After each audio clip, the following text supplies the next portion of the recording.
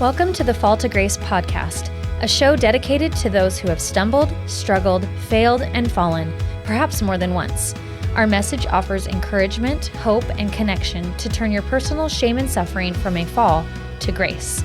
Thank you for joining us. We hope you will enjoy today's episode.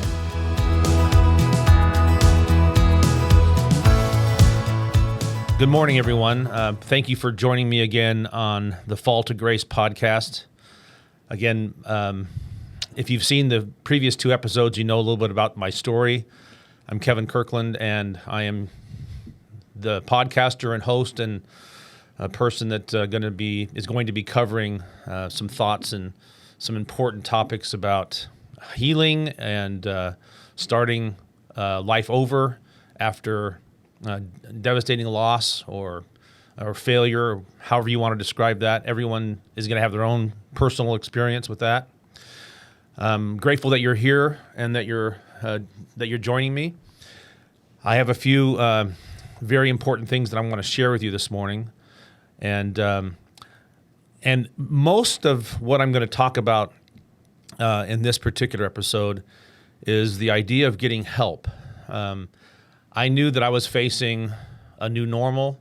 I knew that I was facing a life that I had to create, start over.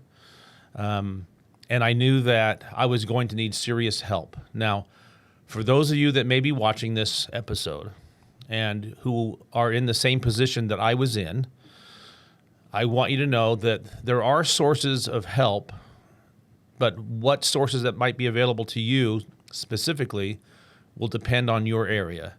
I happen to be in Arizona. I know that through the state there is Access, which will provide some basic services for healthcare, therapy, counseling. Everyone is going to be different in the particular area in which you live, but I suggest you can go online. Also, there's the 988 hotline you can call, similar to 911, that you can call for mental health assistance or therapy or whatever services that might be available.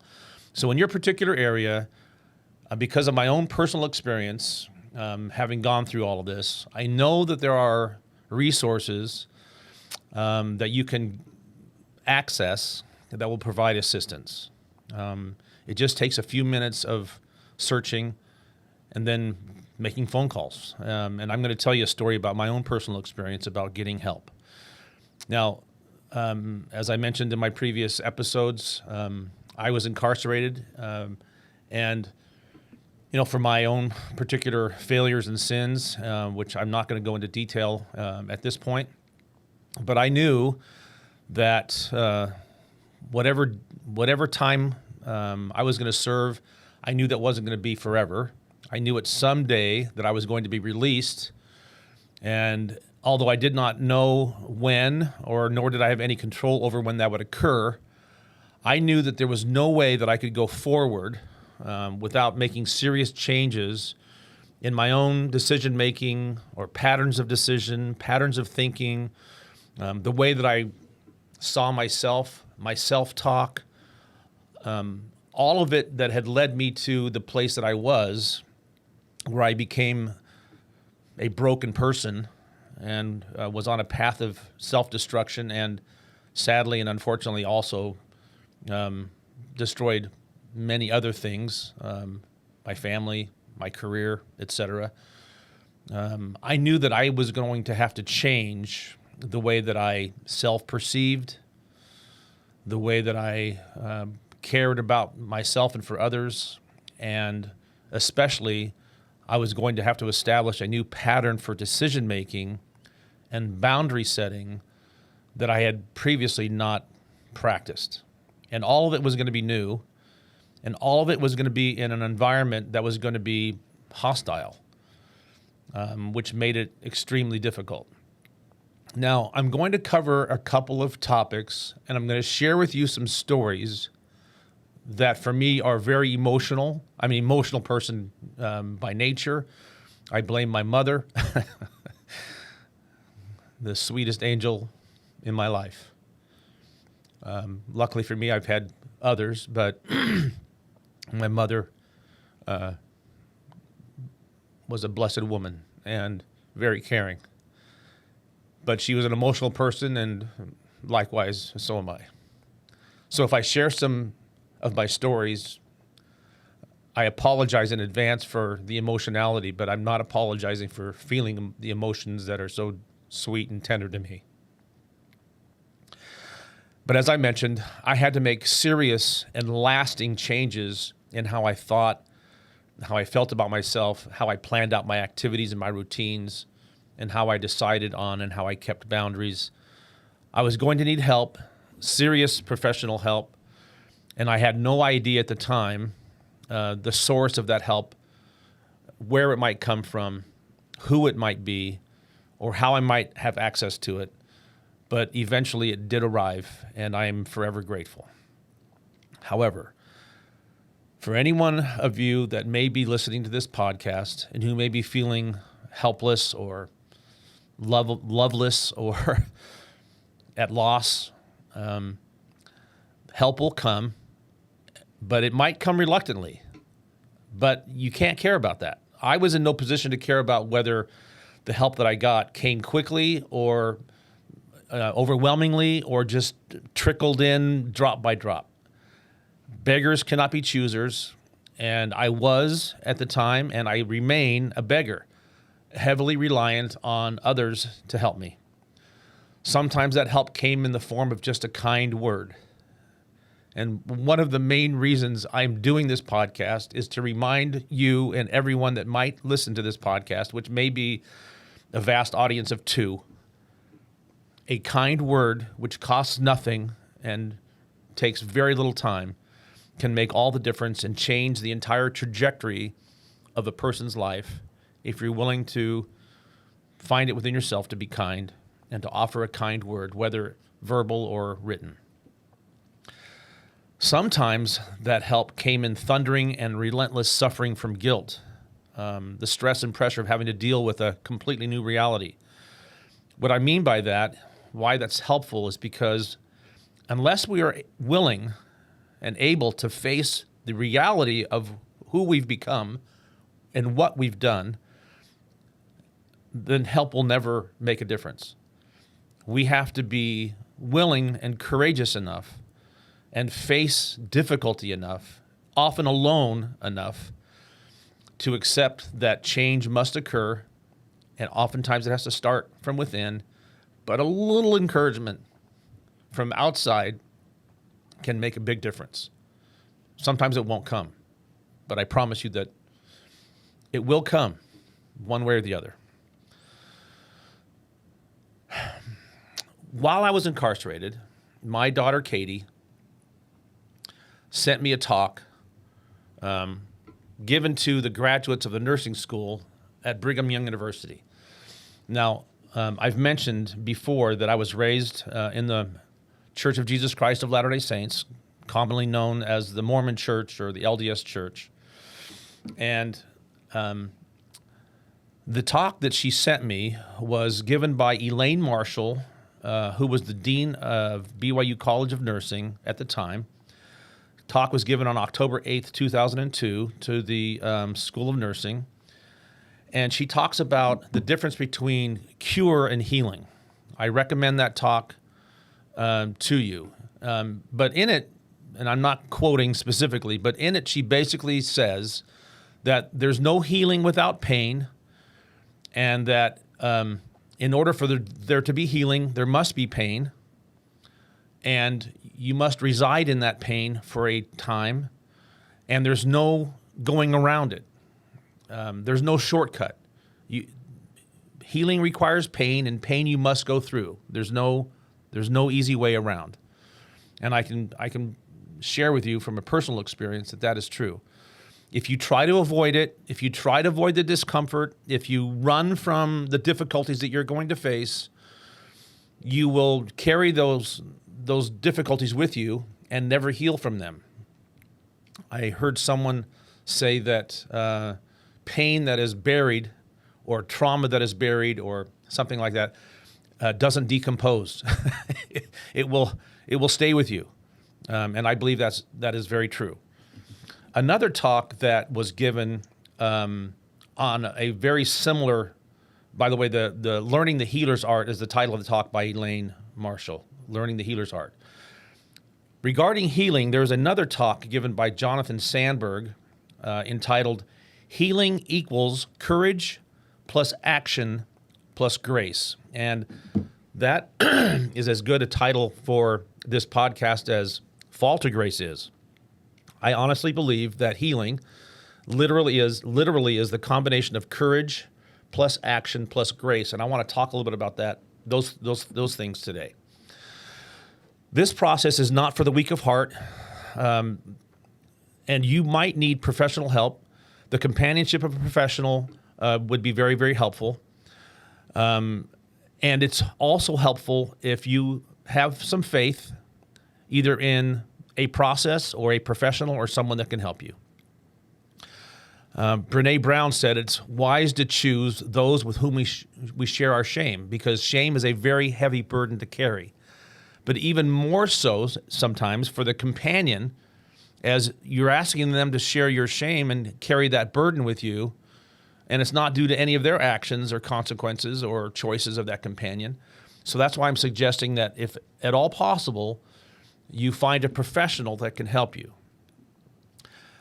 It is out of love, caring, and deep understanding of the value of another life and how healing must be at least permitted, and even if for the very most heinous of sinners.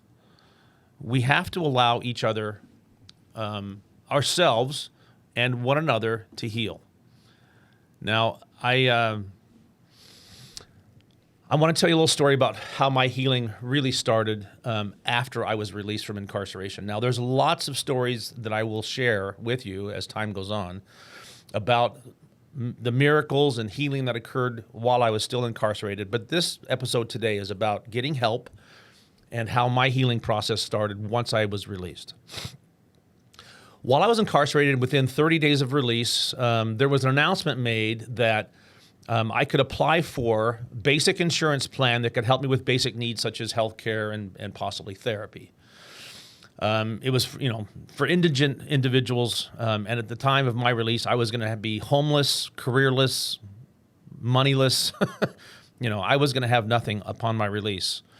And so I knew I was going to need help. And so I applied for this basic insurance program or plan known as IEHP, the Inland Empire Health Plan. This was in California. I'm grateful that this was offered, as it really did save my life. It was available to all the inmates who were preparing to be released within the next 30 days. I applied for it, hoping that it could help me, and I had no idea at the time how much it was going to help me. So upon my release, my children and my sister came to pick me up from jail. My sentence, I spent 13 months in county jail as my the time that I was spent incarcerated, 13 months. And at the end of that time, my sister and my 3 children came to pick me up. My sister then provided me with a hotel that I could stay in for a couple days while I got my bearings. And the plans for where I was going to live originally had changed, and I needed a place to live. Fortunately for me, I did have family that was willing to step forward and help me. And my oldest brother, Michael, and his wife, Heidi, who I am forever indebted to, were willing to take me in. And so I lived in Palm Desert, California for a year. Well, while I was there, I took my IEHP insurance plan and searched in the resource book that I was provided for service providers that accepted my insurance that I had, the IEHP. And I arrived in the Coachella Valley and started searching for people that offered this plan or that accepted this plan. There were only two in the Coachella Valley that did. One of them, the first person I called, either had retired or had passed away, so that was not going to help me. The second person I called was a woman by the name of Jessica Sanchez, and it said in the resource book that she accepted that her practice accepted the insurance that I had. So I called, and a woman answered the phone, and I told her, hello, this is Kevin Kirkland. I'm hoping that I can make an appointment to meet Jessica.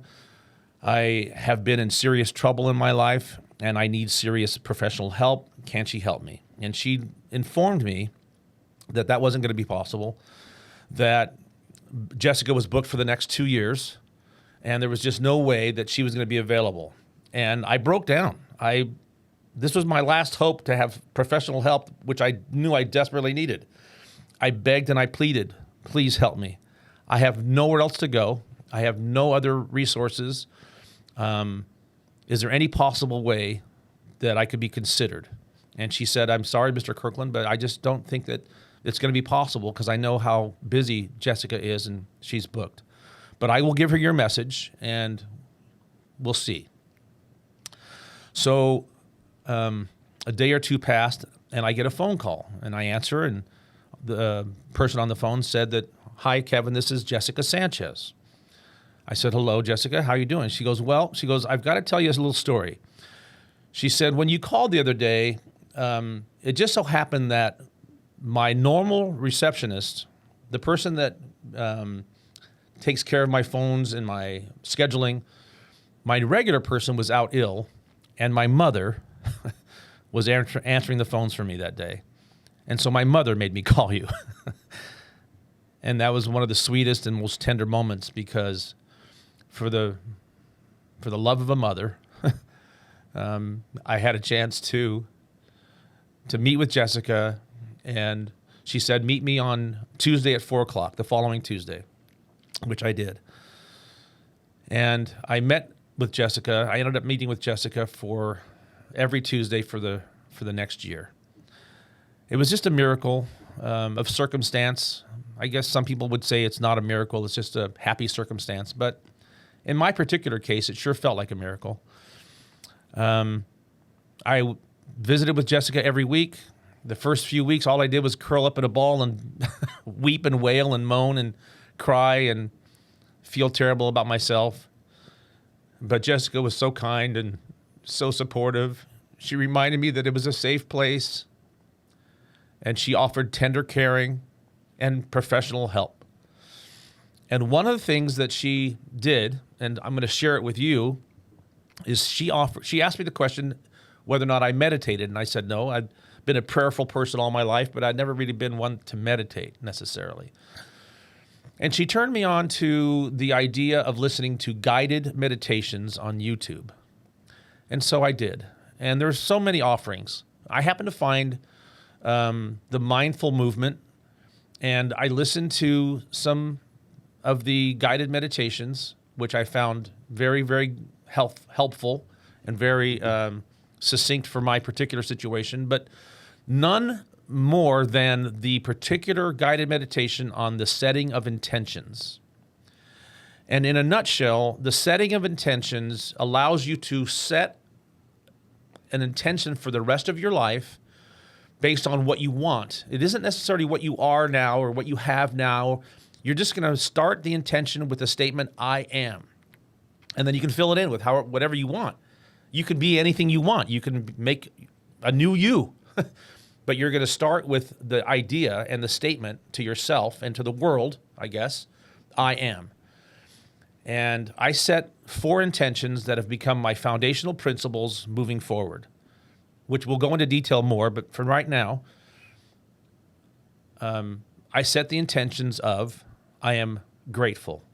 I was grateful to be alive. I was grateful that I would have a chance to start over. I was grateful for the chance to repent. I was grateful for the chance to be with family.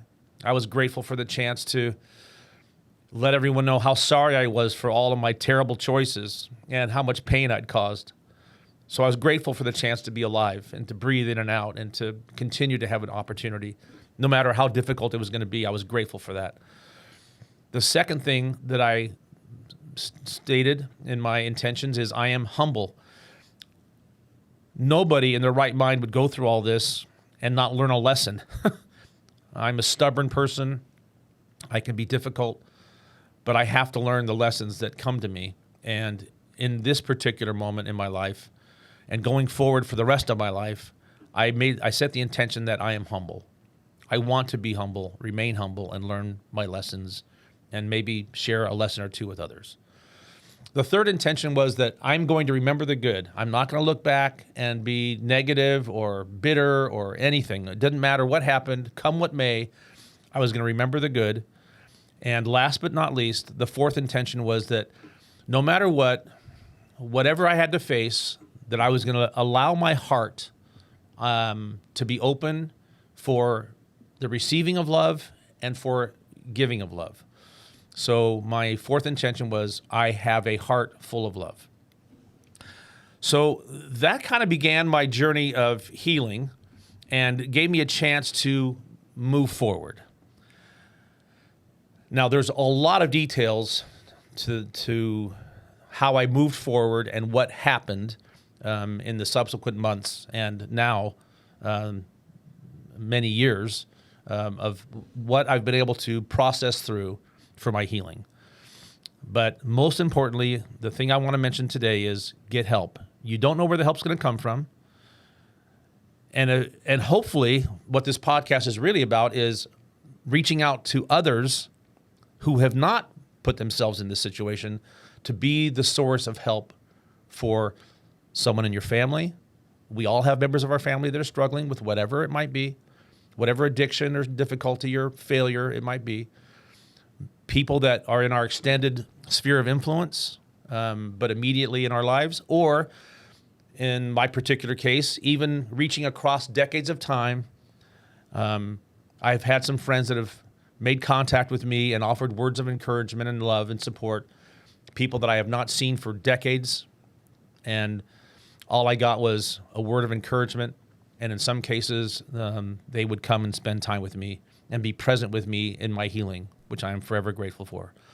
So get help, and I promise that your fall to grace can be full of love, humility, tenderness, gratitude, and as you move through your own personal healing, remember it will require pain. It will be extremely difficult at times, extremely lonely and isolated at times, but I promise you that you will heal. It will take some time, and I hope that you have some companionship and some help along the way. Thank you for joining me for today's podcast of Fall to Grace. And we'll see you next time.